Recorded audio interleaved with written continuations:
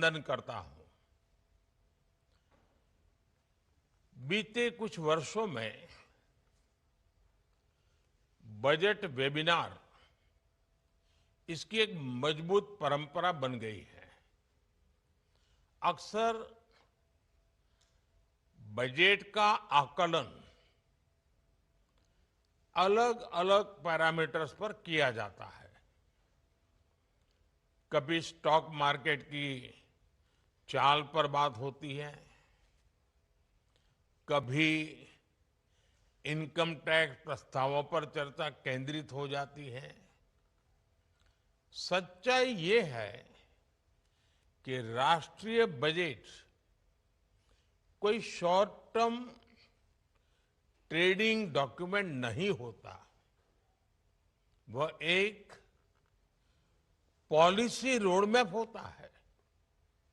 इसलिए बजट की प्रभावशीलता का आकलन भी ठोस पैरामीटर्स पर किया जाना चाहिए।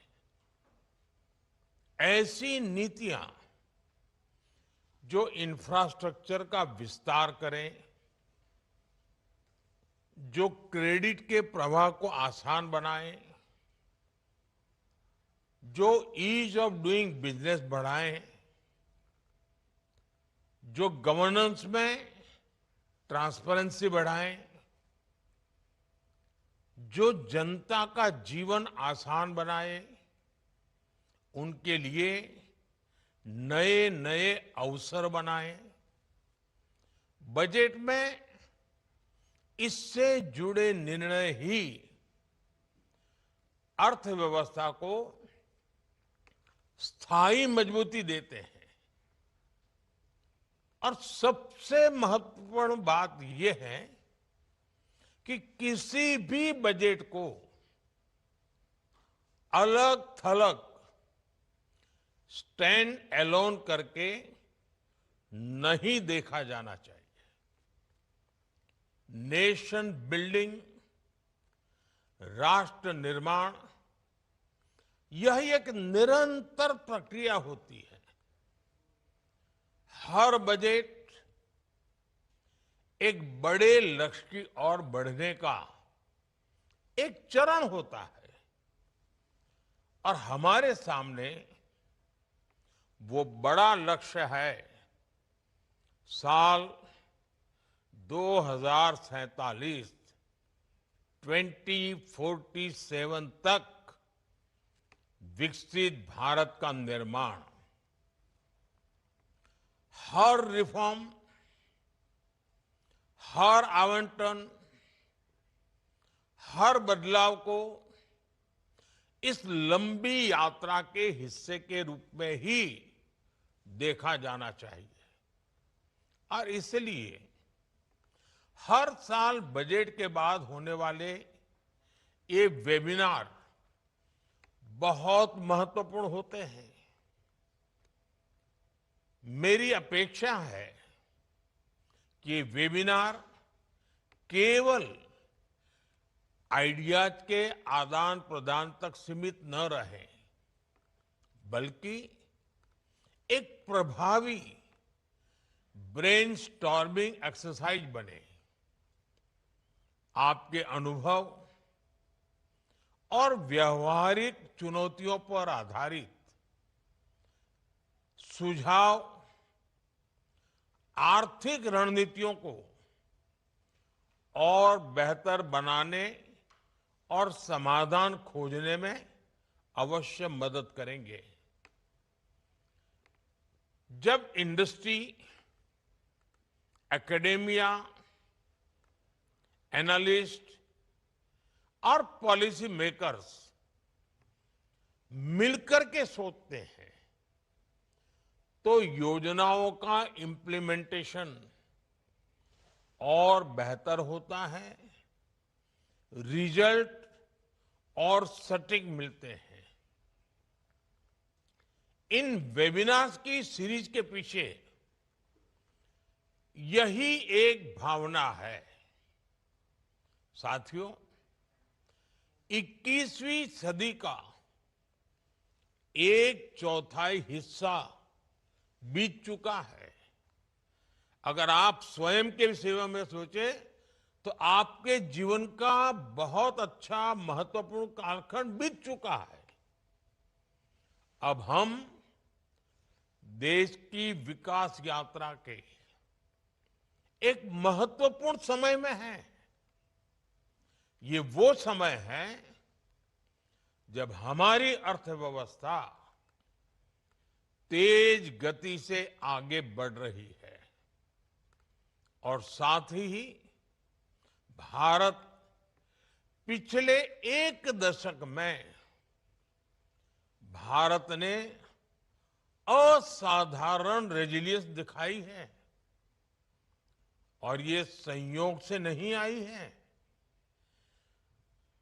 हमारी रेजिलियंस कन्विक्शन ड्रिवन रिफॉर्म्स की देन है। हमने प्रोसेसेस को सरल किया है, ईज ऑफ डूइंग बिजनेस को बेहतर बनाया है, टेक्नोलॉजी लेड गवर्नेंस का विस्तार किया है, इंस्टीट्यूशंस को मजबूत किया है और आज भी ये देश रिफॉर्म एक्सप्रेस पर सवार है। इस मोमेंटम को बनाए रखने के लिए हमें ना केवल पॉलिसी इंटेंट पर ध्यान देना है, बल्कि डिलीवरी एक्सीलेंस पर भी फोकस करना है।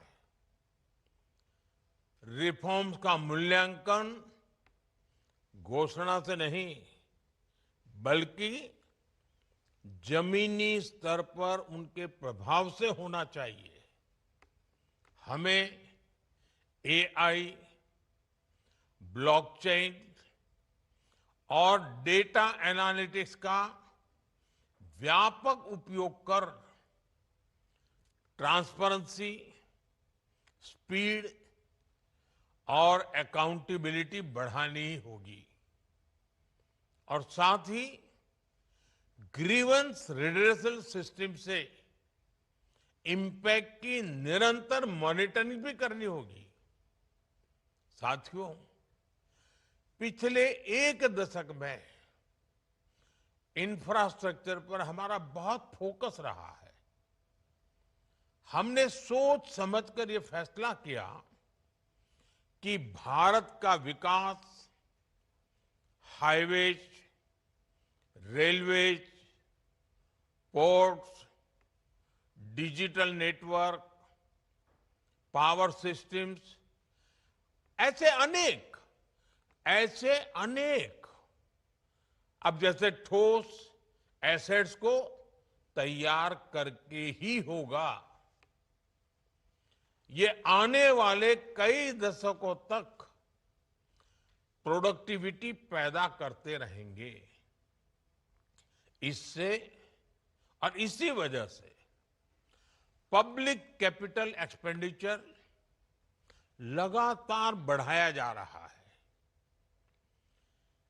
11 साल पहले पब्लिक कैपेक्स के लिए बजट में लगभग 2 लाख करोड़ रुपए का प्रावधान था।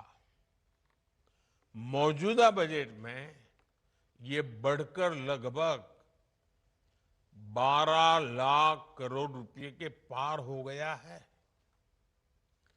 इतने बड़े पैमाने पर सरकारी निवेश होना प्राइवेट सेक्टर के लिए भी एक स्पष्ट संदेश है।